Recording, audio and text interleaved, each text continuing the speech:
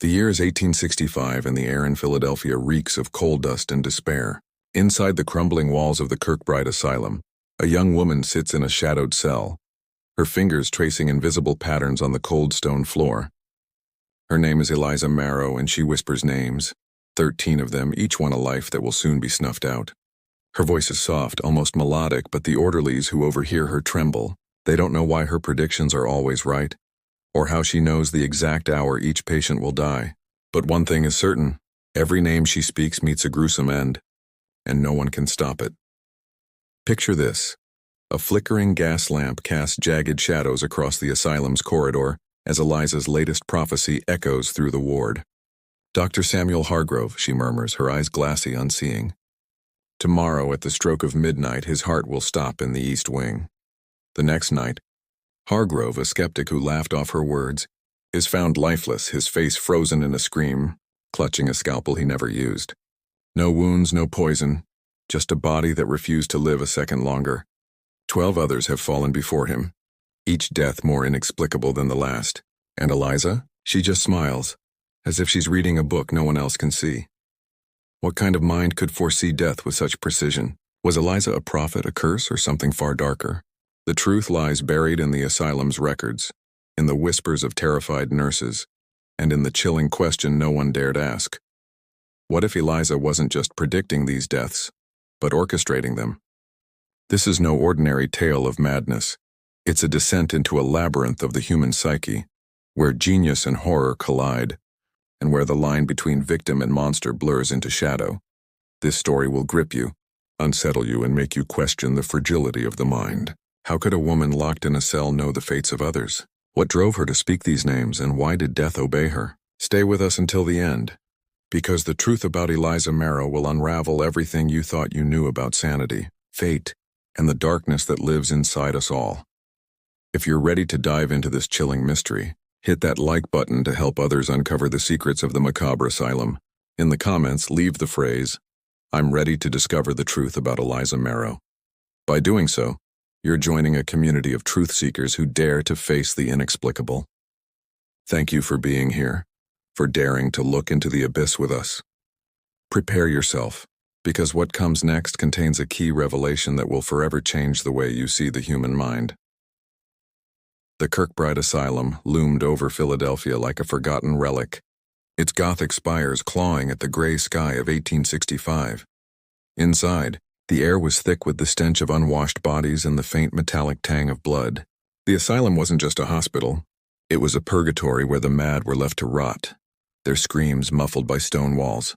Eliza Marrow arrived here in the spring, a frail figure barely 20, her dark hair tangled and her eyes wide with a strange, unshakable calm. She was admitted for hysteria, a catch-all diagnosis for women who dared to think too much or speak too little. But from the moment she stepped through the iron gates, the staff sensed something was wrong. She didn't scream or thrash like the others. She simply sat, staring at the walls, her lips moving as if reciting a silent prayer. It was Nurse Abigail Crane who first noticed Eliza's peculiar habit. During her rounds, Abigail caught the girl muttering under her breath, her voice so soft it was almost drowned by the moans of other patients. "Margaret Poole," Eliza whispered, her fingers twitching as if writing in the air. Abigail thought nothing of it at first. Madness took many forms, and muttering was hardly unusual. But the next morning, Margaret Poole, a patient known for her violent outbursts, was found dead in her cell. Her body was untouched, her face serene, but her eyes were wide open, staring at the ceiling as if something unspeakable had visited her in the night. The official report cited heart failure, but Abigail couldn't shake the chill that crept up her spine. How had Eliza known? Days later, Eliza spoke another name, Thomas Reed. Thomas was a groundskeeper, a burly man with a quick temper and no patience for the asylum's residents. He scoffed when Abigail, trembling, warned him about Eliza's words. "The girl's mad," he barked, spitting tobacco onto the floor. "She don't know nothing." But that night, as the clock tower chimed 11, Thomas was found sprawled in the courtyard, his body cold, his hands clutching at his throat. No marks, no signs of struggle. Just a man who'd stopped breathing under the weight of an unseen force. The whispers began to spread among the staff. Eliza wasn't just a patient. She was something else, something that knew too much. The asylum's director, Dr. Elias Whitaker, was a man of science, a stern figure who believed madness could be tamed with discipline and cold baths. He dismissed the rumors as superstition, but even he couldn't ignore the pattern. Eliza's predictions were too precise, too consistent. By the time she named her third victim, another patient, a frail boy named Peter who died choking on his own tongue during a seizure no one saw coming, the staff were terrified. They avoided Eliza's cell, leaving her meals at the door, refusing to meet her gaze. Her cell, number 13 in the East Wing, became a place of dread, its door a barrier no one dared cross.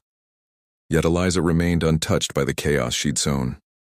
She sat cross-legged on her cot, her hands folded neatly in her lap, her eyes fixed on some distant point. When questioned, she offered no explanation, only a faint smile that seemed to mock the world's ignorance. "They're coming," she'd say, her voice barely above a whisper. They always come. Who they were, she never clarified, but her words carried a weight that made even the bravest orderlies flinch.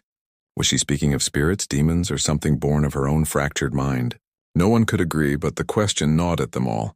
Abigail, braver than most, began keeping a secret journal, documenting Eliza's predictions and the deaths that followed. She noted the details, the exact times, the names, the way each victim seemed to die without cause. She wrote of Eliza's demeanor, calm, almost serene, as if she were merely a messenger delivering inevitable news. But Abigail also noticed something else. Eliza's predictions weren't random. Each victim had a connection to the asylum, a role in its grim ecosystem. Margaret had attacked other patients. Thomas had beaten those who disobeyed. Peter had been a favorite of the crueler nurses. Was Eliza choosing them, or was something choosing through her? As the weeks passed, the asylum became a pressure cooker of fear. The staff whispered of curses, of divine judgment, of a girl who could see into the veil between life and death. Patients, too, began to speak of Eliza, some calling her a saint, others a witch. One old woman, half-blind and raving, claimed Eliza's eyes glowed at night like twin moons in the dark. The story spread, and soon the asylum was alive with rumors of a girl who could summon death with a word. But no one, not the doctors, not the nurses, not even Abigail, could answer the question that hung over them all. How did Eliza know? The tension reached a breaking point when Eliza named her fourth victim, Dr. Samuel Hargrove, the asylum's chief surgeon. Hargrove was a towering figure, respected and feared, a man who prided himself on his rationality. He laughed off the warning, calling Eliza's predictions the ravings of a broken mind. But Abigail, clutching her journal, felt a dread she couldn't shake. Hargrove's name wasn't just another in Eliza's list. It was a challenge, a dare to the asylum's authority. And as the clock ticked closer to midnight, the entire ward held its breath, waiting to see if death would come for him too. As the clock tower's hands inched toward midnight, the Kirkbride Asylum seemed to hold its collective breath, the usual cacophony of cries and murmurs fading into an oppressive silence. Dr. Samuel Hargrove paced the East Wing's dimly lit hallway, his boots echoing like distant thunder on the worn wooden floors.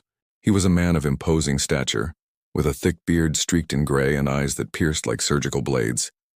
Hargrove had dedicated his life to unraveling the mysteries of the mind, performing experimental treatments that bordered on the barbaric, ice baths, electrotherapy, and even crude lobotomies on the most recalcitrant patients. He viewed Eliza Marrow's so-called predictions as nothing more than coincidence amplified by the hysteria of lesser minds. Superstition has no place in medicine, he had declared earlier that day in the staff meeting, his voice booming with authority. But deep down, in the recesses of his rational facade, a sliver of doubt had begun to fester. Abigail Crane, hidden in the shadows of a nearby alcove, clutched her journal tightly, her knuckles white. She had tried to warn Hargrove again, slipping a note under his office door, but he had crumpled it without a second glance. Now, as the minutes ticked away, she watched him stop before Eliza's cell door, peering through the small barred window. Inside, Eliza sat motionless on her cot, her pale face illuminated by the faint moonlight filtering through the high, narrow window. Her lips moved slightly as if continuing her eternal whisper, but no sound escaped. Hargrove snorted derisively, turning away with a shake of his head. "The girl is catatonic, nothing more," he muttered to himself, though his hand trembled slightly as he adjusted his spectacles. The asylum's other inhabitants sensed the tension too. In the adjacent cells, patients stirred restlessly. An elderly man named Josiah, who claimed to converse with angels, pressed his ear to the wall, murmuring prayers. A young woman admitted for melancholia wept softly, her sobs punctuating the quiet like drops of rain. Even the orderlies, usually boisterous and rough, moved with hushed footsteps, their eyes darting nervously toward cell 13. The air grew heavier, charged with an electric anticipation that made the hairs on Abigail's arms stand on end. She glanced at the clock, 11:58. 2 minutes until the stroke of midnight, the exact time Eliza had foretold. Hargrove, perhaps to prove his bravery or to dispel his own unease, decided to confront the source of the rumors head-on. He unlocked the cell door with a key from his ring, the metallic clank reverberating through the ward. Stepping inside, he approached Eliza, his shadow looming over her small frame. "Girl," he barked, "look at me." Eliza slowly raised her head, her eyes meeting his for the first time. They were deep pools of obsidian, reflecting no light, no emotion, just an endless void that seemed to pull at Hargrove's soul. He faltered for a moment, then regained his composure. "You've been spreading fear with your nonsense. Tell me, how do you know these things? Is it trickery? Collusion with the staff?" Eliza said nothing, her faint smile returning, enigmatic and chilling. Outside, the clock began to chime, each toll like a hammer striking an anvil. 1, 2. Hargrove leaned closer, his face inches from hers. "Speak, damn you." 3, 4. Suddenly, Eliza's lips parted, and in a voice clear and resonant, she repeated his name. "Dr. Samuel Hargrove." 5, 6. A sharp pain shot through Hargrove's chest, as if an invisible hand had gripped his heart. He gasped, staggering back, one hand clutching his shirt. 7, 8. His vision blurred, the room spinning in a vortex of shadows. Abigail, hearing the commotion, rushed to the door but froze, horrified. 9, 10. Hargrove collapsed to his knees, his face contorting in agony. A silent scream etched on his features. 11, 12. The final chime echoed into silence, and Hargrove slumped forward, lifeless, his body hitting the floor with a thud that seemed to shake the entire asylum. Eliza remained seated, her expression unchanged, as if she had merely observed a leaf falling from a tree. Abigail burst into the cell, kneeling beside the doctor, feeling for a pulse that wasn't there. His skin was already cooling, his eyes staring blankly at the ceiling, mirroring the vacant gazes of his previous victims. No wounds, no signs of poison or struggle, just another inexplicable death precisely as predicted. Panic erupted in the ward. Orderlies shouted, patients wailed, and the asylum descended into chaos. Abigail, tears streaming down her face, backed away from Eliza, her journal forgotten on the floor. How could this happen? Hargrove had been healthy, vigorous just moments ago. Whispers turned to accusations. Eliza was a witch, a harbinger of death, a monster in human form. Dr. Whitaker, roused from his quarters, arrived to find the scene in disarray. He ordered the cell sealed, Eliza restrained, but even as chains were fastened around her wrists, she offered no resistance, her eyes distant, as if already gazing at the next name on her list. In the days that followed, the asylum buzzed with fear and speculation. Abigail retrieved her journal, adding frantic notes about the event, the exact timing, Hargrove's defiance, Eliza's unblinking stare. She began to notice patterns she hadn't before. Each death occurred in proximity to Eliza's cell, as if her presence amplified some unseen force. Was it psychosomatic? The power of suggestion killing through terror? Or something more sinister?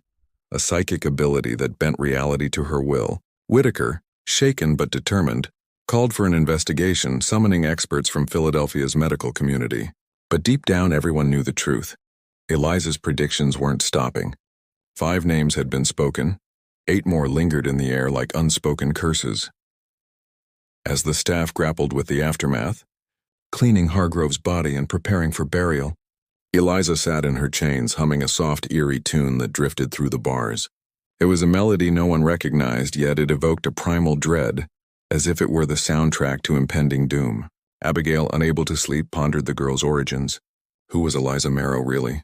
Admitted without family, her record sparse, claiming only that she had seen too much in her short life.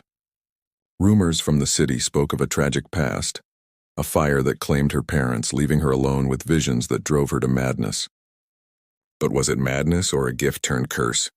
The investigation began tentatively, with Whitaker interviewing staff and patients. One orderly confessed to overhearing Eliza speak of threads, invisible lines connecting lives which she could sever with a thought. Another claimed she drew symbols on the floor with her fingernails, arcane markings that vanished by morning. Abigail shared her journal reluctantly, its pages now filled with details that painted Eliza not as a victim of hysteria, but as a conductor of fate. Yet even as questions mounted, no answers emerged. The deaths were ruled natural coincidences, but the fear persisted, a living entity stalking the halls. Then, one foggy morning, Eliza whispered another name. Nurse Lydia Thorne. Lydia, a stern woman known for her harsh treatments, paled upon hearing it. She begged Whitaker for protection, but he could offer none. The pattern was set, the clock ticking once more toward inevitability. Abigail watched Lydia avoid the East Wing, her hands shaking as she dispensed medications. The asylum, once a place of supposed healing, had become a tomb, each resident wondering if their name would be next. Eliza's genius, for what else could explain her precision, was silent no more, her predictions a symphony of horror that played on unabated. The tension built like a storm cloud, staff dividing into factions, those who believed Eliza should be executed as a witch, and those who saw her as a scientific marvel to be studied. Whitaker leaned toward the latter, planning experiments to test her abilities. But Abigail, ever the observer, sensed a deeper truth. Eliza wasn't just predicting deaths, she was selecting them, culling the asylum of its cruelties one by one. Margaret's violence, Thomas's abuse, Peter's tormentors, Hargrove's experiments, all connected by threads of suffering.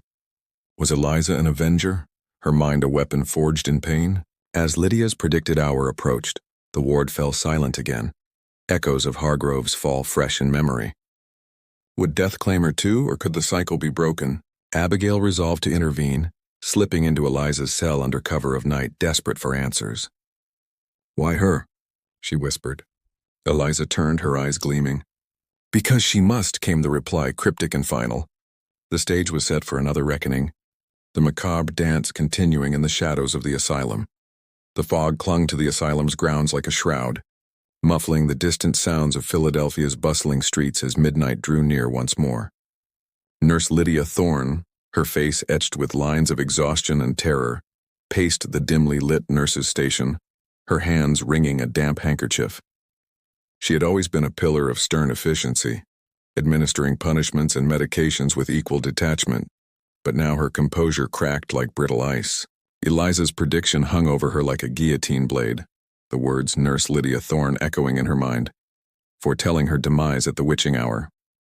Lydia had pleaded with Dr. Whitaker for transfer, for guards, for anything to defy the inevitable, but he had dismissed her fears as contagion from the ward's hysteria. "We are men and women of reason," he intoned, though his own eyes betrayed a flicker of uncertainty. Lydia, left to her fate, armed herself with a small silver cross clutched in her fist, whispering prayers she hadn't uttered since childhood. Abigail Crane, driven by a mix of compassion and curiosity, couldn't stand idly by. She had seen too many fall, Margaret, Thomas, Peter, Hargrove, and each death chipped away at her sanity, leaving her questioning the boundaries of reality. Slipping through the shadows of the East Wing, her lantern casting erratic flickers on the walls, Abigail approached Eliza's cell. The chains rattled softly as she unlocked the door, her heart pounding in rhythm with the distant clock. Inside, Eliza sat as always, her posture impeccable, her gaze fixed on the barred window where moonlight sliced through like spectral blades. "Why, Lydia?" Abigail whispered again, her voice trembling but resolute. "What has she done to deserve this?" Eliza turned slowly, her eyes reflecting the lantern's glow like polished onyx. "Deserve?" she echoed, her tone laced with a melancholic amusement. "Death doesn't ask for merit, Nurse Crane, it simply takes what is due." The conversation unfolded in hushed tones, a fragile bridge between the rational and the arcane. Eliza spoke in riddles, her words weaving a tapestry of hints about her abilities. She described visions that came unbidden, like flashes of lightning in a storm-ravaged mind, images of lives unraveling, threads snapping in an invisible loom. I see the patterns, she murmured, her fingers tracing shapes in the air. The asylum is a web and each soul a strand. Some are frayed, ready to break. Abigail pressed for more, her notebook in hand, scribbling furiously. Was it clairvoyance, a hereditary curse, or something inflicted upon her in the fire that orphaned her? Eliza's responses were evasive, but she revealed fragments. A childhood plagued by premonitions. Warnings ignored until tragedy struck. Her parents' deaths in a blaze she had foreseen but couldn't prevent, branding her as a harbinger of doom. As the clock chimed the quarter hour, Lydia's anxiety peaked in the station. She heard footsteps, imagined or real, approaching her door. Her mind raced through memories of her tenure at Kirkbride, the patients she had restrained too tightly, the doses of laudanum she had increased to silent screams, the secrets she kept about abuses in the name of treatment. Guilt gnawed at her, amplifying her fear. Was Eliza's prediction a judgment, a cosmic retribution for her sins? Lydia barricaded the door with a chair, her breaths coming in shallow gasps, the cross now a talisman against the unknown. Back in the cell, Abigail's intervention deepened. She begged Eliza to retract the name, to spare Lydia, appealing to whatever humanity lingered in the girl's enigmatic soul. You have power, Abigail said, kneeling before her. Use it for mercy. Eliza's smile faded, replaced by a sorrowful expression that aged her beyond her years. Mercy is an illusion, she replied. I don't choose. I observe. The names come to me, whispered by voices from the ether. But for the first time, doubt crept into her voice, a hesitation that Abigail seized upon. Could the cycle be interrupted? Abigail proposed a test. Focus on something else, divert the vision. Eliza closed her eyes, her brow furrowing in concentration as if wrestling with an internal storm. Meanwhile, the asylum stirred with unrest.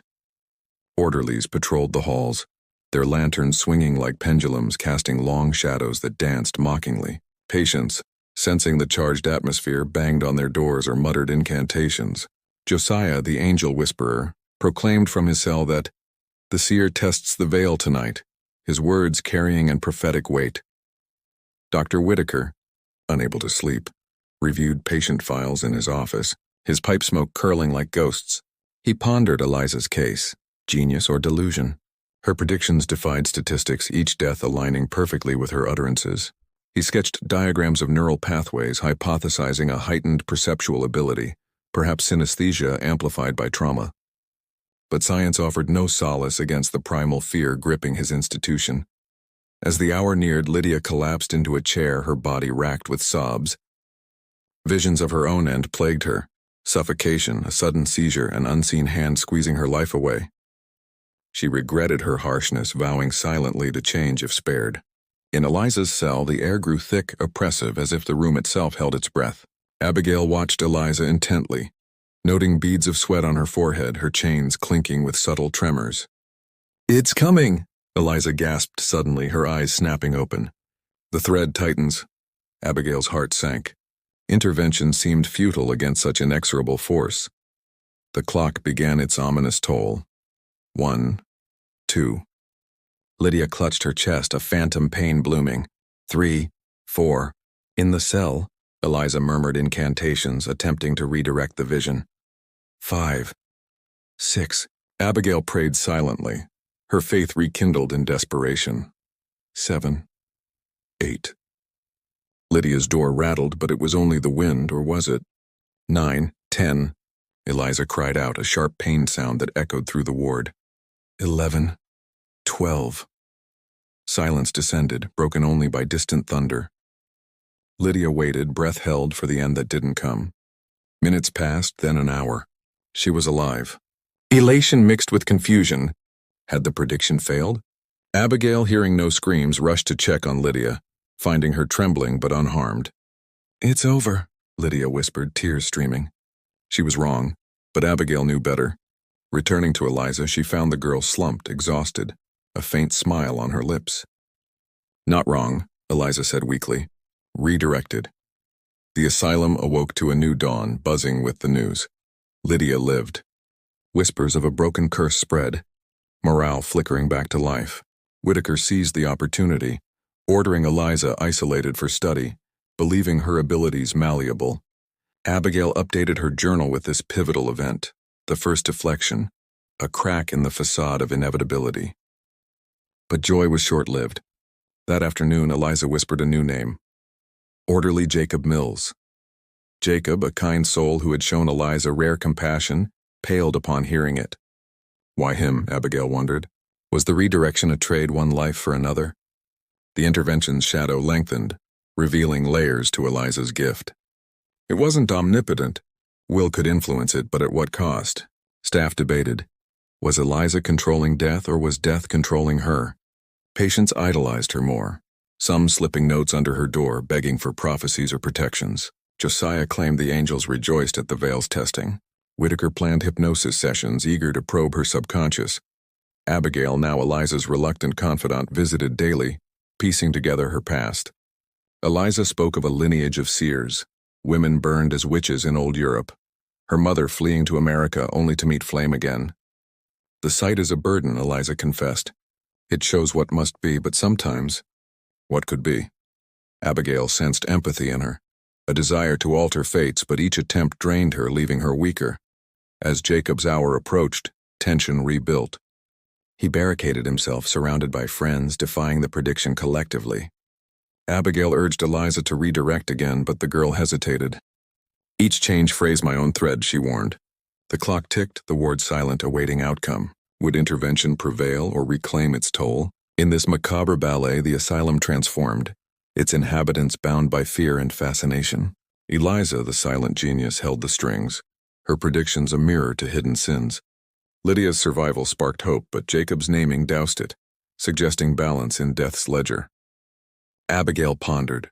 Could they harness Eliza's power for good, or would it consume them all? The dance continued, steps uncertain in the ever-deepening shadows. The shadows in the Kirkbride Asylum seemed to deepen with each passing day, as if the building itself was absorbing the fear that permeated its halls. Orderly Jacob Mills, a gentle giant with a kind heart hidden behind a rugged exterior, had always been a beacon of compassion in this place of despair. He was the one who snuck extra bread to starving patients, who spoke softly to those lost in their delusions, and who had even once defended Eliza from a rough handling by his colleagues. Now his name hung in the air like a death sentence, whispered by the girl whose predictions had already claimed 5 lives. Jacob didn't panic outwardly. He was made of sterner stuff, having survived the streets of Philadelphia before finding work at the asylum. But in the quiet moments, his eyes betrayed a profound unease, a recognition that something beyond the natural world was at play. Abigail Crane, now fully entwined in the mystery, took it upon herself to orchestrate a collective defiance.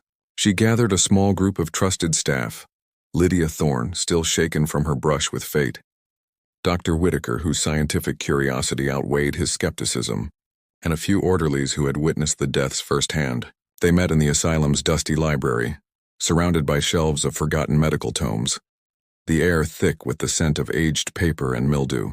"We can't let this continue," Abigail urged, her voice steady despite the tremor in her hands. "If we could redirect once, we can do it again.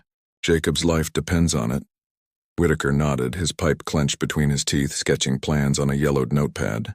He proposed a multi-pronged approach: isolation, prayer, medical intervention, anything to disrupt the pattern Eliza had set. Jacob, for his part, prepared as best he could. He barricaded himself in a remote storage room in the West Wing, far from Eliza's cell, surrounding himself with crosses, Bibles, and even garlic cloves scavenged from the kitchen, remnants of old-world superstitions that the staff clung to in desperation. His friends stood guard outside the door, lanterns in hand, their faces pale in the flickering light. As the predicted hour approached, dusk on the following day, the asylum fell into a hushed vigilance. Patients, sensing the shift, grew restless. Josiah's prayers grew louder, echoing through the corridors like a dirge. The old man claimed the angels were warring, their wings brushing against the veil, causing the air to hum with unseen energy. In Eliza's cell, the atmosphere was electric. Abigail visited her again, pleading for mercy. "Jacob has been kind to you," she said, her eyes searching the girl's impassive face. "Why him? What thread does he fray?" Eliza, chained but unbowed, tilted her head, her dark hair falling like a curtain over one eye. "Kindness is a thread too," she replied softly, her voice carrying a weight of ancient sorrow. It binds, but it can also snap when pulled too tight. The balance must be restored. Abigail pressed for details, learning more about Eliza's visions. They came in waves, she explained, like tides pulled by an invisible moon. Each prediction was a glimpse into a web of interconnections, where one life's end influenced countless others. Redirecting Lydia's fate had created a ripple, a debt that death demanded be paid. Jacob, with his compassion, had unwittingly become the counterweight. As dusk fell, the sky outside painted in hues of blood red and deepening purple, the group tightened their resolve.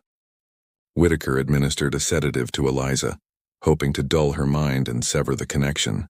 She accepted it without protest, her eyes closing as the drug took hold, her breathing slowing to a rhythmic whisper. In the storage room, Jacob sat amid his talismans, sweat beading on his forehead despite the chill.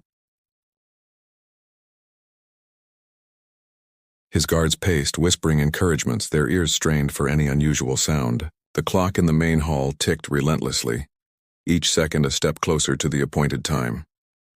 The hour arrived with a sudden storm, thunder rumbling like the growl of some primordial beast. Lightning flashed, illuminating the asylum in stark white bursts. Jacob felt a pressure building in his chest, a tightness that made breathing laborious. "It's nothing," he muttered, clutching a Bible to his heart. Outside, the guards heard a low moan, but it was only the wind, or so they told themselves. Abigail, monitoring Eliza, noted the girl's sudden twitch, her lips moving in silent incantation despite the sedative. "Fight it," Abigail whispered, holding Eliza's hand, feeling the cold skin warm under her touch. The girl murmured, "The threads fray. The web repairs itself." In the storage room, the pressure intensified. Jacob gasped, his vision blurring, shadows dancing at the edges like spectral fingers reaching for him. His friends banged on the door, shouting his name, but he couldn't respond. A sharp pain lanced through his skull as if his mind was being torn apart. He collapsed, the Bible slipping from his grasp, his body convulsing in silent agony. The guards forced the door open, rushing to his side, but it was too late. Jacob's eyes stared blankly, his chest still, another victim claimed without mark or mercy. The storm peaked, rain lashing the windows like tears from the heavens. The asylum erupted in grief and terror. Whitaker, arriving at the scene, examined the body with shaking hands, finding no cause, just like the others. Lydia, who had been spared, now felt a survivor's guilt that gnawed at her soul, questioning if her life had cost Jacob's. Abigail, devastated, returned to Eliza's cell, finding the girl awake, her eyes clear but saddened. "The balance is restored," Eliza said simply, as if explaining a natural law. Abigail demanded answers. Why couldn't they save him? Eliza explained that each redirection weakened her, but strengthened the force behind the visions. "Death is patient," she said. "It waits, but it always collects." In the aftermath, the investigation intensified. Whitaker summoned a priest from the city, Father O'Malley, a man experienced in exorcisms and the occult. He arrived with holy water and relics, his face grim under a wide-brimmed hat. Interviewing Eliza, he sensed no demonic possession, but a profound gift or curse that transcended the physical. "This is not the work of the devil," he concluded, "but perhaps of God, or something older." The staff divided. Some called for Eliza's execution, others for her release. Fearing her presence invited more death, Abigail delved deeper into Eliza's past, uncovering fragments from orphanage records. Born in 1845, Eliza had shown signs of her ability early, predicting small events. A fallen tree, a neighbor's illness. The fire that killed her parents was one she had foreseen but been ignored about, leading to her institutionalization. "They called me mad," Eliza confided, "but madness is not seeing. It's refusing to see." Abigail began to see Eliza not as a monster but as a tragic figure trapped by her own genius. Yet the predictions continued. Eliza named another. Patient Eleanor Voss, a woman admitted for postpartum melancholy, who had drowned her infant in a fit of despair. Eleanor's death came swiftly, found hanging in her cell, though no rope was present, her sheet twisted into a noose by unseen hands. The pattern persisted, victims linked by cruelty, their ends poetic justice. Whitaker hypothesized Eliza's mind as a psychic judge, meting out punishment subconsciously. As fear morphed into paranoia, staff deserted, patients rioted in small ways. Josiah proclaimed Eliza a prophet, gathering followers among the mad. The asylum, once a bastion of order, teetered on chaos. Abigail, torn between sympathy and horror, vowed to uncover the source of Eliza's power, perhaps a trauma or artifact from her past. She planned a journey to Eliza's childhood home ruins, seeking clues. But before she could, Eliza whispered yet another name: Father O'Malley. The priest, undaunted, prepared for confrontation, arming himself with faith. The stage set for a clash between science, religion, and the inexplicable. The asylum's shadows grew longer, hiding secrets that threatened to consume all. Father O'Malley's arrival at the Kirkbride Asylum brought a semblance of solemnity to the chaos that had enveloped the institution, his black cassock sweeping the grimy floors like a harbinger of divine intervention. He was a man forged in the fires of spiritual warfare, having faced possessions and hauntings across the dioceses of Pennsylvania, his weathered face bearing the scars of battles unseen. Eliza's naming of him, Father Sean O'Malley, had not deterred him. Instead, it ignited a fervent resolve. "If this is the devil's work," he declared to Dr. Whitaker in the director's cluttered office, surrounded by anatomical charts and flickering candlelight, "then I shall confront it with the full armor of God." Whitaker, ever the rationalist, viewed the priest's involvement as a necessary concession to the staff's mounting superstitions, but secretly hoped it might yield insights into Eliza's psyche that science alone could not penetrate. The preparations for the confrontation unfolded with meticulous care, transforming the asylum's chapel, a dusty, forgotten space in the basement, into a makeshift arena for the clash between faith and the inexplicable. O'Malley blessed the room with holy water, sprinkling it in intricate patterns while reciting Latin incantations that echoed off the stone walls. Crucifixes were hung on every surface, their silver gleaming under the torchlight, and a circle of salt was poured around a central chair where Eliza would be seated. Abigail Crane assisted reluctantly, her hands steady as she arranged candles, but her mind raced with doubts. She had grown to see Eliza as more than a monster, a young woman burdened by a gift that isolated her from the world. "This isn't possession," Abigail whispered to the priest as they worked. "It's something else, something in her mind." O'Malley paused, his eyes kind but firm. "The mind is the devil's playground, my child. We shall see what lurks there." Eliza was brought to the chapel under heavy restraint, her chains clanking rhythmically as orderlies escorted her down the winding stairs. She moved with an ethereal grace, her bare feet silent on the cold stone, her eyes scanning the setup with mild curiosity rather than fear. "Father," she greeted O'Malley as she was seated, her voice calm and resonant, cutting through the tension like a blade. The priest nodded, taking his position before her, a leather-bound Bible in one hand and a vial of holy oil in the other. The witnesses, Whitaker, Abigail, Lydia, and a handful of trusted staff, formed a semicircle around them, their breaths held in collective anticipation.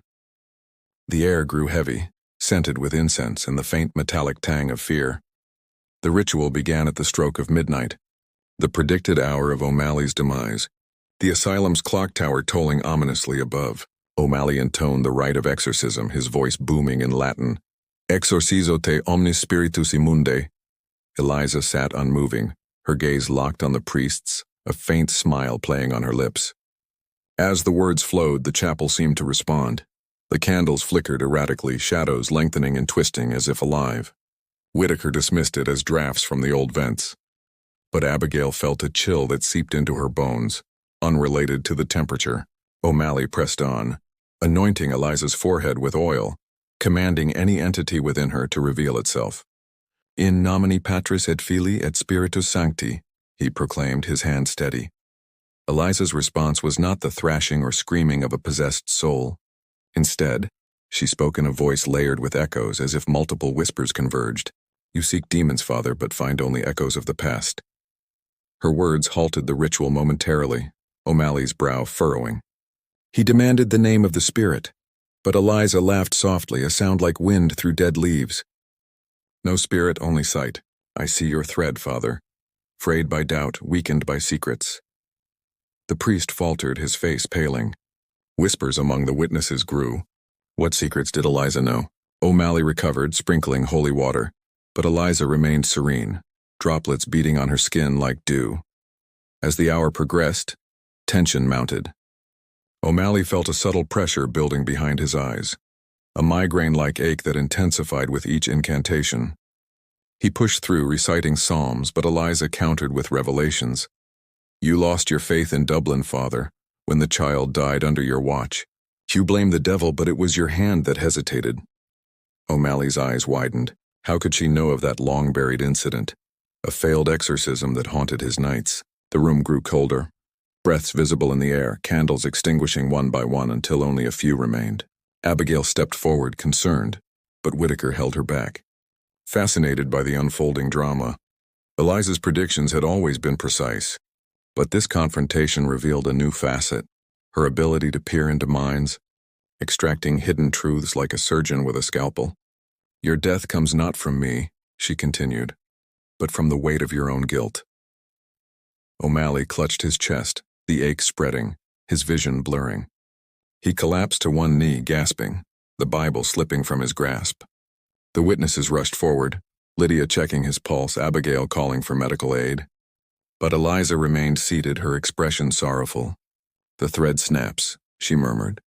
Yet as the clock chimed the hour's end, O'Malley stirred, his breathing steadying. He rose shakily, supported by the orderlies, his face ashen but alive. "It's over," he whispered, staring at Eliza with a mix of awe and terror. The prediction had failed, or had it? O'Malley felt changed, as if a part of him had died in that chapel, his doubts confronted and partially exorcised. The ritual, though not expelling a demon, had forced a reckoning, Eliza's words acting as a mirror to his soul. In the days following, the asylum buzzed with interpretations. Whitaker documented the event obsessively, theorizing Eliza's abilities as a form of telepathy, amplified by her isolation. O'Malley, recovering in his quarters, confided in Abigail, "She's no witch but a seer. Her gift is from God, perhaps, to judge the unworthy."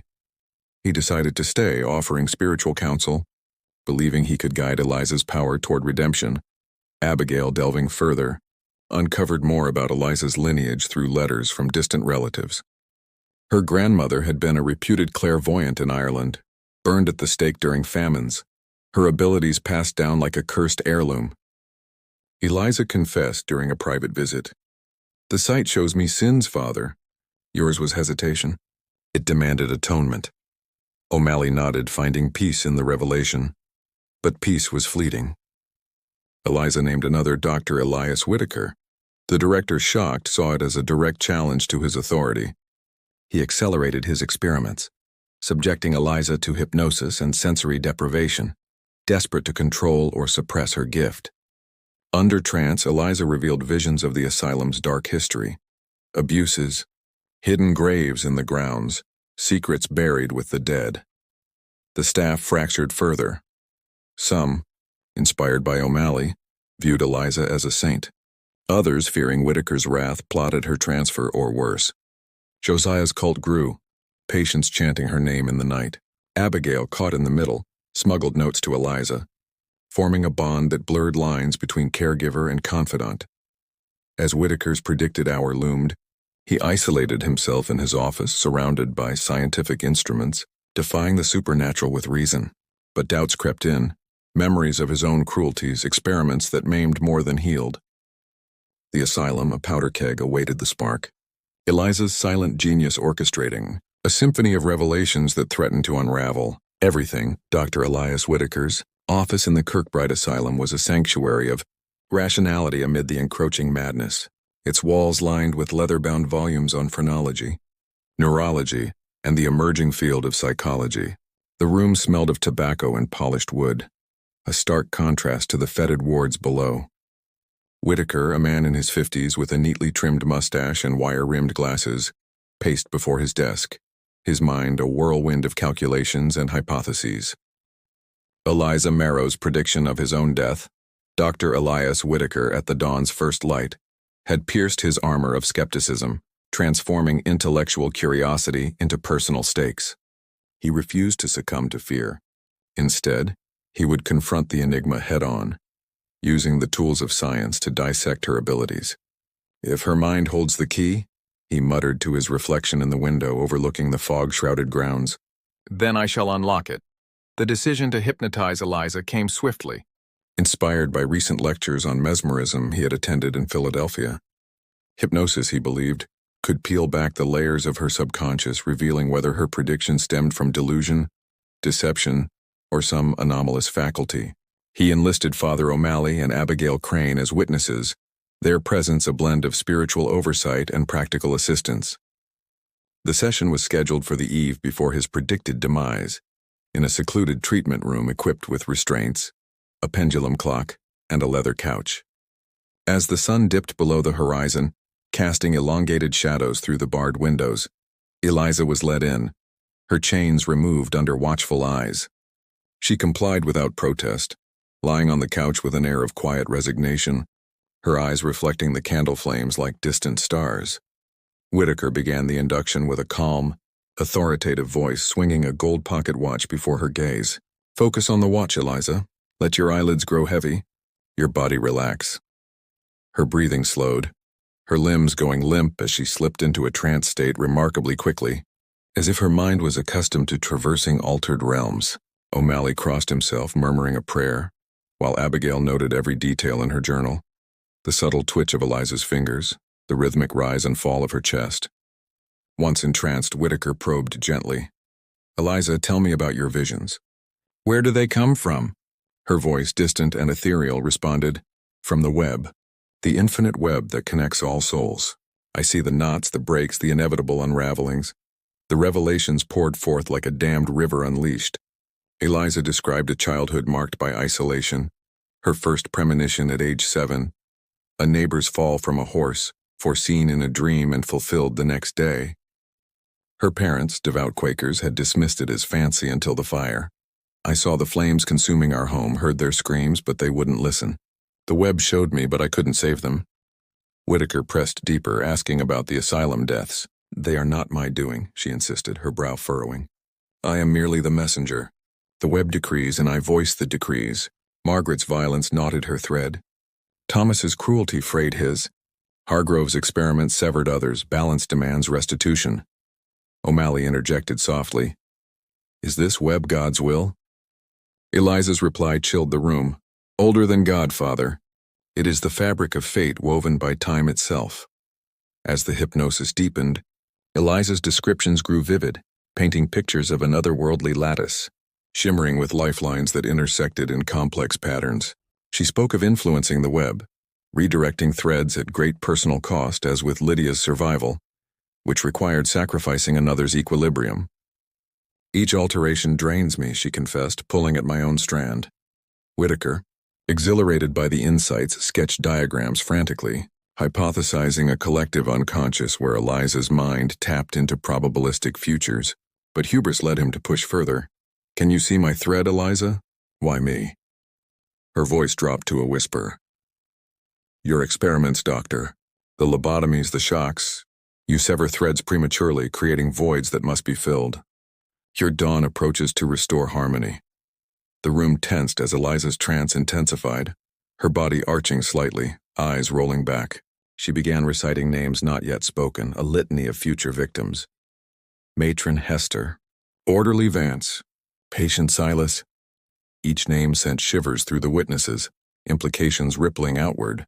O'Malley attempted to intervene with holy water, sprinkling it on her forehead, but Eliza continued unabated, her words flowing like a prophetic torrent.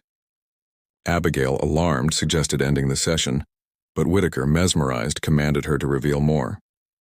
"Show me the web," he demanded. Suddenly, Eliza's hand shot up, grasping his wrist with surprising strength. Visions flooded Whitaker's mind, flashes of deaths past and future, a dizzying array of interconnected fates. He gasped, pulling away, his face drained of color. The session ended abruptly as Eliza slumped exhausted, her trance broken. Whitaker, shaken but undeterred, ordered her returned to her cell, proclaiming the experiment a success. "We have proof," he announced to O'Malley and Abigail. "Her ability is psychological, a heightened intuition perhaps inherited or trauma-induced. With further study, we can harness it." But O'Malley warned of hubris. "You've gazed into the abyss, Doctor. Beware it gazing back." Abigail, updating her journal, noted Whitaker's pallor. the subtle tremor in his hands, signs that the contact had affected him profoundly. As night deepened, the asylum stirred with unrest. Word of the hypnosis spread through whispers, patients like Josiah interpreting it as a divine communion, his followers growing bolder, chanting in the wards. Staff divided, some viewed Whitaker's pursuit as madness, others as groundbreaking. Lydia, still grappling with guilt over Jacob's death, avoided the east wing, her cross a constant companion. Whitaker retreated to his office, poring over notes, devising new experiments, perhaps isolation tanks or pharmacological aids to replicate Eliza's state. Dawn approached with a creeping inevitability, the sky lightening to a pale gray. Whitaker barricaded himself in his quarters, surrounded by books and instruments, defying the prediction with vigilance. He monitored his pulse, noted every sensation, convinced reason would prevail. Yet doubts gnawed. The visions Eliza imparted lingered, echoes of severed threads and impending voids. Abigail, unable to sleep, patrolled the halls, her lantern a beacon in the gloom. As the first light pierced the horizon, a cry echoed from Whitaker's room. Staff rushed in, finding him collapsed over his desk, lifeless, his face frozen in a mask of revelation. No cause evident, just another thread snapped. The asylum plunged into pandemonium, O'Malley performing last rites, Abigail weeping over the body. Eliza in her cell hummed softly, her predictions tallying to 8, 5 more looming. The power vacuum sparked chaos. Interim leadership fell to a deputy, Dr. Harlan Crow, a pragmatic man skeptical of Whitaker's methods. He ordered Eliza's isolation intensified, considering transfer to a more secure facility. But Abigail, now Eliza's advocate, argued for understanding over fear. O'Malley's influence grew, counseling Mercy, viewing her as a tormented soul. Investigations from the city arrived, medical board officials probing the string of deaths. They interviewed staff, reviewed records, dismissing supernatural claims but puzzled by the coincidences. Abigail shared her journal selectively, protecting Eliza. Rumors spread beyond the walls. Philadelphia newspapers hinting at a cursed asylum, attracting curiosity seekers. Eliza, weakened by the hypnosis, confided in Abigail during a visit. The web tightens. Nurse. More will fall until balance is achieved. Abigail vowed to uncover a way to sever Eliza's connection, perhaps through therapy or relocation, but as names continued, Matron Hester found suffocated in her sleep. The terror escalated. Crow, desperate, contemplated drastic measures, sedation, surgery, even execution disguised as treatment. The asylum, a microcosm of human frailty, teetered on collapse, its inhabitants bound by the silent genius's inexorable web. The death of Dr. Elias Whitaker sent shockwaves through the Kirkbride Asylum, transforming the already fragile institution into a cauldron of anarchy and suspicion. His body, discovered slumped over his desk in the pale light of dawn, bore no signs of violence or illness, just the same inexplicable stillness that had claimed the others. The interim director, Dr. Harlan Crow, a lanky man with sharp features and a perpetual scowl, assumed command amid the turmoil. Crow had been Whitaker's deputy for years, handling administrative drudgery while his superior chased scientific glory. Now thrust into leadership, he viewed Eliza Marrow not as a subject of study but as a threat to be neutralized. "This ends now," he declared in an emergency staff meeting held in the echoing dining hall, his voice cutting through the murmurs like a scalpel. The room was packed with weary nurses, orderlies, and the remaining physicians, their faces illuminated by the harsh glow of gas lamps, eyes hollow from sleepless nights. Crow's first act was to impose strict isolation on Eliza. Her cell was reinforced with additional bars, and guards were posted around the clock armed with batons and holy water provided by Father O'Malley. No visitors were allowed, not even Abigail Crane, who protested vehemently, arguing that understanding Eliza was key to stopping the deaths. "She's not the cause," Abigail insisted, her journal clutched like a shield. "She's the conduit. We need to help her." Crow dismissed her with a wave, his eyes cold. "Your sympathy is misplaced, nurse. This girl has brought nothing but ruin." Secretly, Crow harbored fears of his own. Whispers among the staff suggested Eliza's next name might be his, a paranoia that drove his decisions toward extremity. The city's medical board arrived like inquisitors. A trio of stern officials in tailored suits led by Inspector Reginald Hale, a bureaucrat with a reputation for ruthless efficiency. They set up in Whitaker's former office, poring over records, interviewing staff in marathon sessions that stretched into the night. Hale, with his monocle and clipped accent, questioned everything: the unnatural deaths, the failed interventions, the hypnotic experiments. Coincidences? He scoffed during Abigail's interrogation, flipping through her journal. This smacks of foul play, poison perhaps, or mass hysteria induced by suggestion. Abigail defended Eliza, recounting the visions, the web of fates, but Hale remained unmoved, viewing it as delusion or deception. O'Malley called next, spoke of spiritual dimensions, but the inspectors dismissed him as superstitious. As investigations proceeded, the asylum's daily life descended into bedlam. Patients, emboldened by Josiah's growing cult, chanted Eliza's name in rhythmic choruses that echoed through the halls, their voices a haunting backdrop to the chaos. Josiah, wild-eyed and fervent, proclaimed her a messiah sent to purge the wicked, gathering followers in secret meetings held in the shadowed corners of the wards. Riots erupted sporadically, patients overturning trays, smashing windows, demanding to see the seer. Orderlies, outnumbered and terrified, resorted to harsher restraints, their actions fueling more unrest. Lydia Thorne, haunted by survivors' guilt, patrolled with a lantern, her cross dangling like a pendulum, whispering apologies to the ghosts she imagined. Amid the turmoil, Eliza named another victim, Matron Hester Blaine. Hester, a rotund woman known for her iron-fisted rule over the female wards, had long been accused of pilfering patients' belongings and administering unauthorized punishments. Her predicted time, midnight 3 days hence, sent her into a frenzy. She barricaded herself in her quarters, surrounding herself with wards of salt and iron, begging O'Malley for exorcism. The priest obliged, performing rites that filled the room with incense smoke, but doubt clouded his efforts. Faith wavers in the face of the unknown, he confided to Abigail later, his hands trembling. Abigail, barred from Eliza, turned her energies to uncovering the girl's past. With O'Malley's help, she slipped out under cover of night, traveling by horse-drawn carriage to the ruins of Eliza's childhood home on the outskirts of Philadelphia.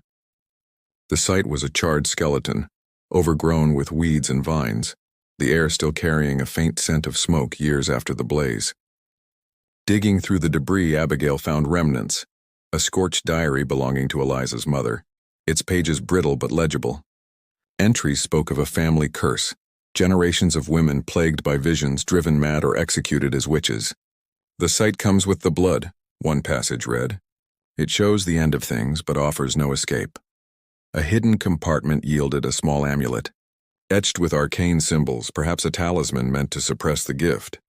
Returning at dawn, Abigail smuggled the findings to O'Malley, who recognized the symbols as Celtic runes for protection and binding. "This could be the key," he said, excitement mingling with caution. "If we use it, perhaps we can sever her connection to the web." But Crow, informed by a spy among the staff, intercepted them, confiscating the artifacts. "No more meddling," he barked. "The board will decide her fate." Hale, intrigued by the discoveries, ordered tests. Blood samples from Eliza, compared to historical records of similar cases. Rumors of witchcraft trials from Europe surfaced, linking Eliza's lineage to accused seers. As Hester's hour approached, the asylum braced. She screamed through the night, her cries piercing the silence, but at midnight she fell quiet. Found the next morning, her body rigid, eyes wide in eternal horror, another thread cut. The death count rose to 9, the pattern unrelenting, each victim tied to acts of cruelty within the asylum's walls. Crow, desperate, contemplated surgery, a lobotomy to cure Eliza's visions, arguing it as a medical necessity. The board debated, ethics clashing with fear. Patients' unrest peaked when Josiah led a breakout, his followers overwhelming guards, storming toward Eliza's cell. "Free the prophet," they chanted, clashing with orderlies in a melee of fists and improvised weapons. Abigail, caught in the fray, fought to protect Eliza, her loyalty deepening. O'Malley intervened with prayers, calming some, but injuries mounted. In the chaos, Eliza whispered from her cell, "Inspector Reginald Hale." Hale, overhearing as he observed, paled, his monocle dropping. The prediction shifted dynamics, the outsider now targeted, forcing the board to confront the reality. Hale demanded Eliza's transfer to a secure prison, but Crow proposed a radical experiment. Sensory deprivation to isolate her mind. Abigail, risking dismissal, visited Eliza clandestinely, returning the amulet hidden in her apron. "Use this," she urged. Eliza clutched at, her eyes softening. The web resists, but perhaps... The bond between them strengthened, Abigail seeing Eliza as a sister in suffering. As Hale's time loomed, he fortified his temporary quarters, guards at every door. The asylum, a pressure cooker, awaited the next snap. Secrets unraveling, alliances fracturing. Crow's authority waned, whispers of mutiny brewing. The Macabre saga deepened, Eliza's genius a silent force reshaping destinies in the gloom. Inspector Reginald Hale's quarters in the Kirkbride Asylum were a makeshift fortress of bureaucracy and bravado, cluttered with stacks of reports, inkwells, and a revolver loaded with silver bullets. A concession to the whispers of the supernatural that even his rational mind couldn't fully ignore. The prediction of his death, Inspector Reginald Hale, under the full moon's gaze, had transformed the stern official into a man besieged, his monocle fogging with anxious breaths as he paced the room. The full moon was 2 nights away, its silvery light already filtering through the barred windows like accusatory fingers. Hale, a veteran of corruption probes and institutional audits, had never faced a threat so intangible, so impervious to evidence and procedure. "This is absurdity," he muttered to his assistants, who nodded dutifully but avoided his gaze, their own fears mirrored in the flickering candlelight. Yet deep down, Hale sensed the web Eliza described closing around him, each strand a reminder of his own hidden transgressions, bribes overlooked, reports falsified in past investigations.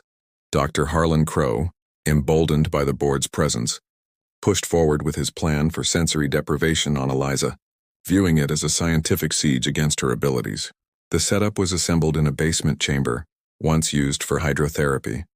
A large tank filled with saline water, heated to body temperature, designed to eliminate all external stimuli. If her visions stem from the subconscious, Crow explained to Hale during a tense briefing, isolating her will sever the connection. Father O'Malley objected strenuously, calling it torture cloaked in medicine, but his protests were overruled. Abigail Crane, now operating in the shadows, watched the preparations with mounting dread, her bond with Eliza fueling a quiet rebellion. She had slipped the amulet back to the girl, and in a stolen moment, Eliza had whispered its purpose. It binds the sight, but only if willed with true intent.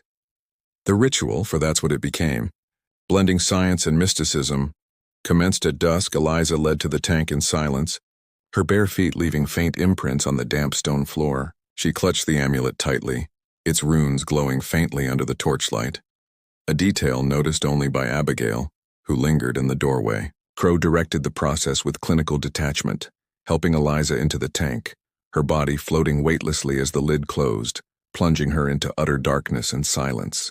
Monitors tracked her vitals, needles twitching on charts, while Hale observed from a safe distance, his hand resting on his revolver. O'Malley, allowed as a concession, prayed quietly in the corner, his rosary beads clicking like distant bones. Hours passed in the chamber, the asylum above simmering with anticipation. Josiah's cult, now numbering dozens, gathered in the chapel, their chants rising like smoke. The seer binds the web, the moon witnesses the end.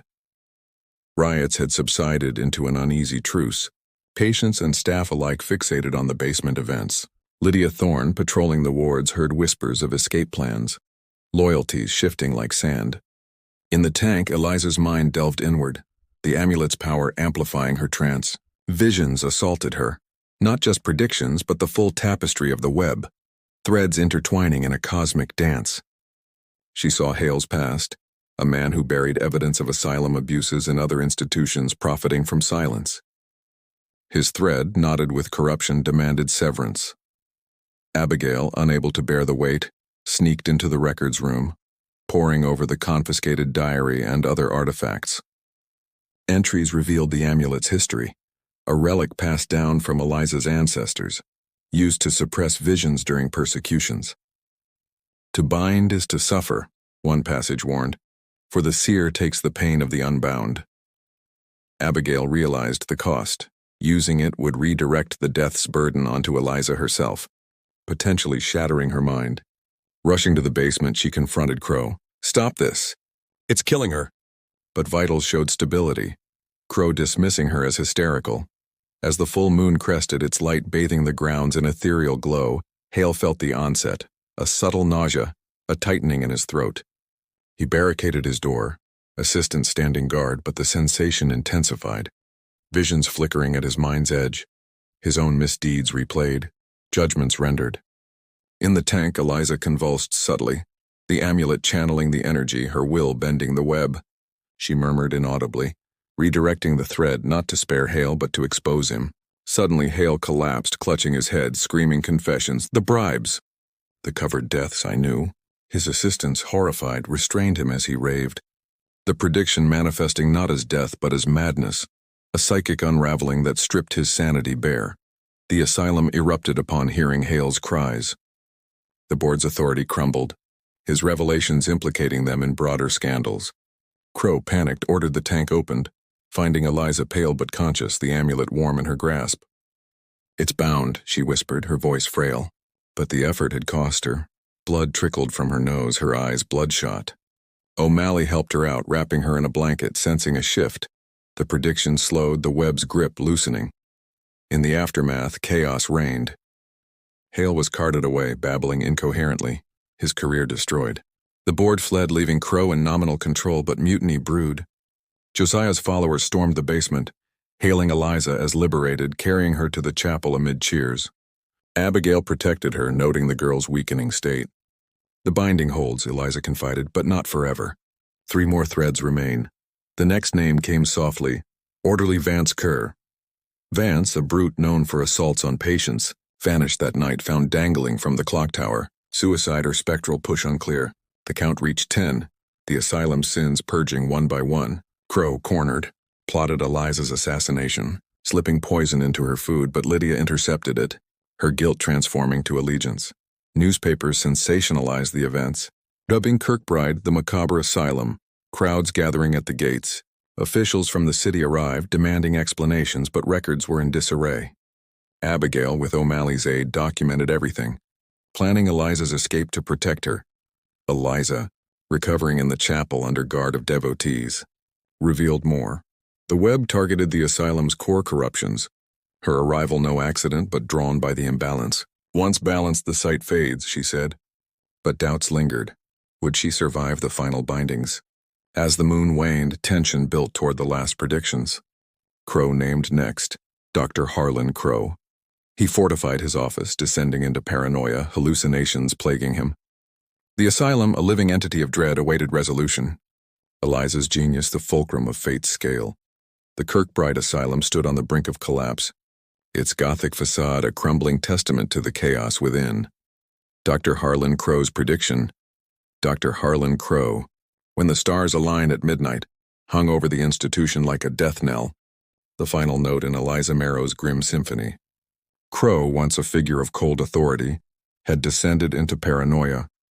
His office transformed into a bunker of locked cabinets and barricaded windows.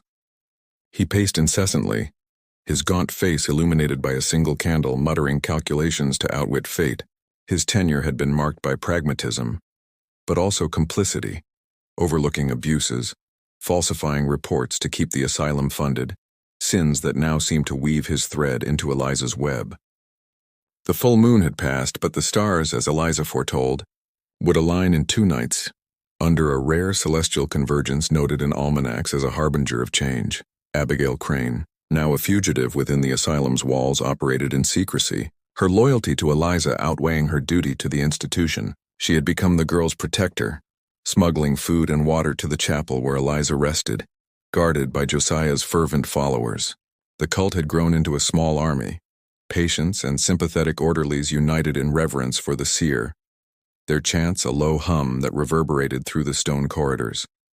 Eliza, weakened by the binding ritual, clutched the amulet, its runes faintly pulsing with each labored breath. 2 more, she whispered to Abigail during a stolen visit, her eyes sunken but resolute. Then the web may rest. Abigail, clutching her journal, now filled with revelations of Eliza's lineage and the asylum's dark history, vowed to see her through even as the cost mounted. Father O'Malley, balancing faith and fear, remained a steady presence. His prayers a counterpoint to the chaos. He believed Eliza's gift, though burdensome, was divine, a tool to purge the asylum's sins. He worked with Abigail to devise a plan. If the amulet could bind the web, perhaps a final ritual could sever Eliza's connection entirely, sparing Crow and the last unnamed victim. "We must act before the stars," O'Malley urged, sketching a ceremony combining Celtic runes and Christian rites, a fusion of ancient and sacred. But Crow, aware of their plotting through spies, issued a decree. Eliza was to be sedated indefinitely, a step short of the lobotomy he no longer trusted himself to authorize. The asylum's atmosphere grew suffocating, the air thick with anticipation and dread. Patients, sensing the endgame, grew erratic. Some scrawled Eliza's symbols on walls, others wept in their cells, fearing their own threads. Josiah, now a self-proclaimed apostle, led nightly vigils, proclaiming the alignment as the final judgment. Orderlies deserted in droves, leaving only the loyal or terrified. While the city's newspapers fueled public frenzy, crowds at the gates chanting for the witch to be freed or burned. The medical board, humiliated by Hale's breakdown, sent armed constables to maintain order, their presence escalating tensions. Abigail uncovered more in the diary. Eliza's mother had attempted a binding ritual before the fire, sacrificing her own health to shield her daughter. "The seer carries the weight of all she saves," it read, hinting at Eliza's fragility. Armed with this, Abigail and O'Malley prepared the chapel for a clandestine ritual, gathering salt, candles, and relics. Eliza, though frail, agreed, her voice steady. "The web demands balance, but I can choose its final cost." The plan was to bind the remaining deaths to herself, potentially ending the cycle at the cost of her life. As midnight neared, Crow fortified his defenses. Surrounded by armed guards, his revolver loaded. He saw visions, shadows moving in corners, whispers of his own misdeeds, ignored patient deaths, funds siphoned for personal gain. "I'm not one of them," he growled, denying his guilt, but the web cared little for denial. In the chapel, the ritual began under moonlight streaming through cracked, stained glass. O'Malley chanted in Latin, Abigail tracing runes around Eliza, who held the amulet aloft, its glow intensifying. The air crackled, a storm brewing indoors, candles flaring wildly. Eliza entered a deep trance, her voice resonating with unearthly clarity. The web closes. 2 threads remain, one named, one hidden. She named the last, Patient Silas Gray, a mute boy who had witnessed unspeakable cruelties in the asylum's depths. The revelation stunned Abigail. Silas, a silent observer, carried no apparent sin. Was his death random or the web's final twist? Eliza's body shook, blood seeping from her ears, the amulet burning her palm. "I bind them to me," she gasped, redirecting the fates.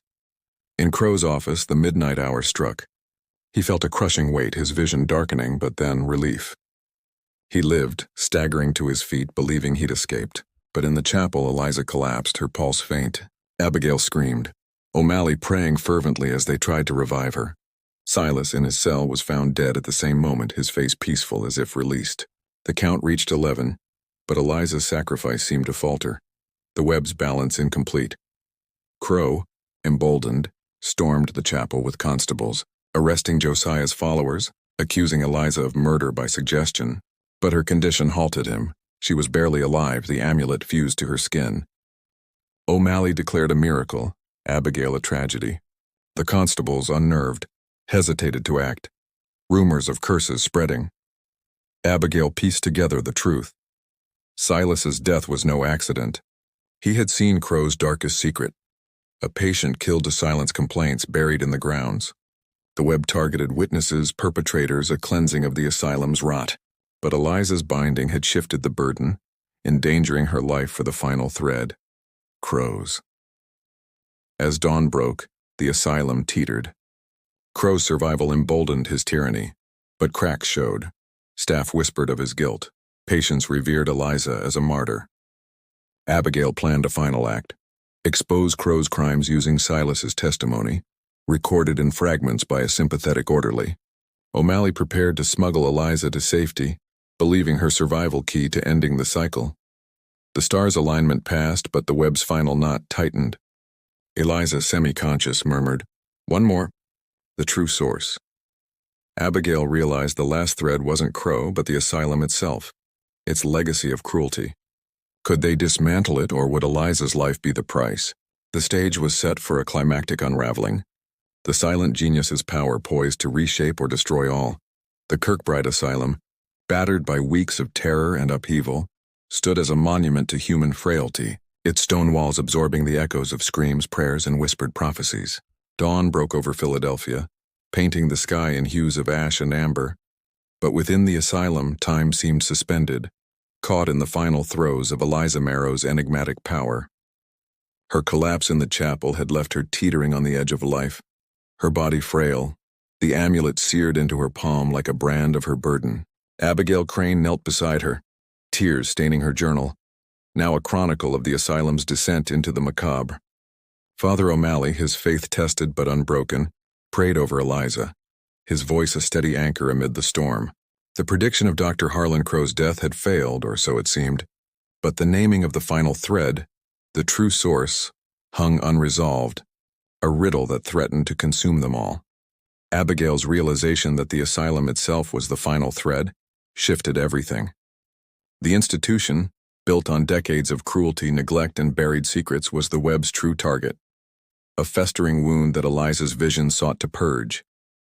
Silas Gray's death, the 11th, had exposed Crow's darkest sin, a patient murdered to silence accusations of embezzlement buried beneath the East Wing's foundations.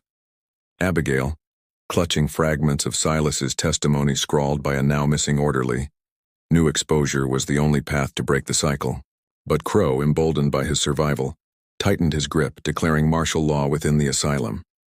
Constables patrolled the halls, their muskets gleaming, while patients were locked in cells, Josiah's cult subdued but still chanting in defiance. Eliza, though barely conscious, stirred under O'Malley's care, her whispers fragmented but urgent. "The web demands truth. Expose the roots or I fall with it." Abigail understood.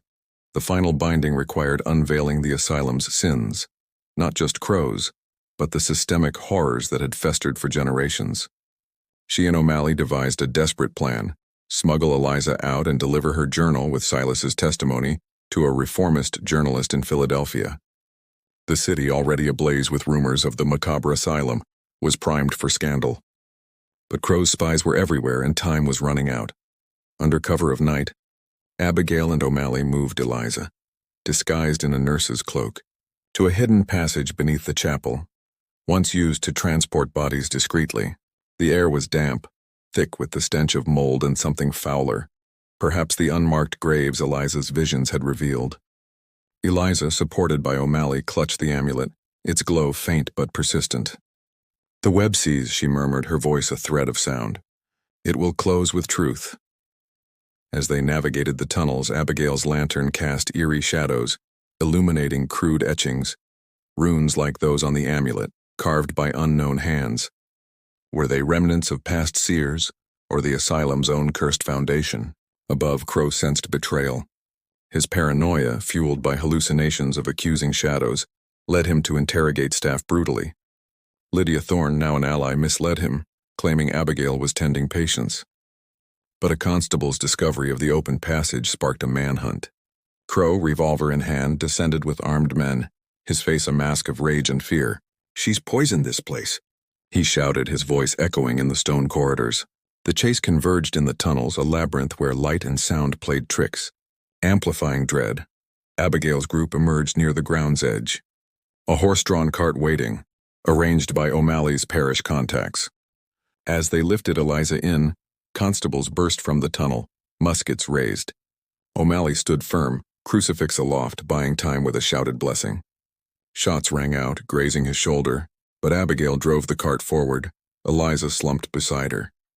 The city loomed, gaslights flickering like stars, but pursuit followed, Crow's screams of "Witch!" cutting through the night. In a boarding house safe from Crow's reach, Abigail met the journalist Thomas Reddick, a wiry man with a zeal for reform. He devoured her journal, Silas's testimony, and Eliza's whispered account. dictated as she faded. The asylum buries its sins, graves under the East Wing, experiments, murders. I saw them all. Reddick promised publication, a front-page expose to dismantle Kirkbride, but Eliza's condition worsened. Her pulse erratic, the amulet's glow dimming. "The web closes," she gasped. I bound the last to me. As dawn broke, Reddick's article hit the presses, headlined, "The Macabre Asylum, a Tomb of Secrets."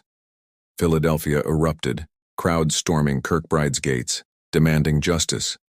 Constables turned on Crow, arresting him as evidence surfaced, bones unearthed beneath the East Wing corroborating Silas's claims. The medical board, shamed, shut the asylum, transferring patients, firing staff. Crow, raving about curses, was confined to a cell, his mind unraveling like hails, the web's final judgment. Eliza, in a quiet room, slipped away as the sun rose, her hand loosening around the amulet. Abigail wept, O'Malley praying beside her, believing her soul freed. The 12th and 13th deaths, herself and the asylum's legacy, closed the web, balance restored. The institution was razed months later, its grounds left fallow, whispers of hauntings lingering. Congratulations, brave viewer, for journeying through the shadows of the Macabre Asylum, daring to uncover the truth of Eliza Marrow's silent genius.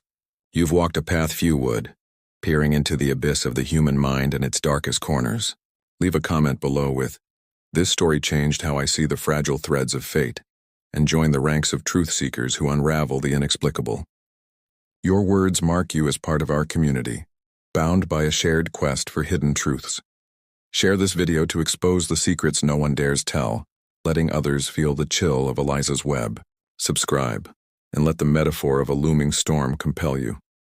Each video a lightning strike illuminating the sinister and strange. Keep watching, keep questioning, for the next tale awaits, ready to stir your curiosity and haunt your dreams.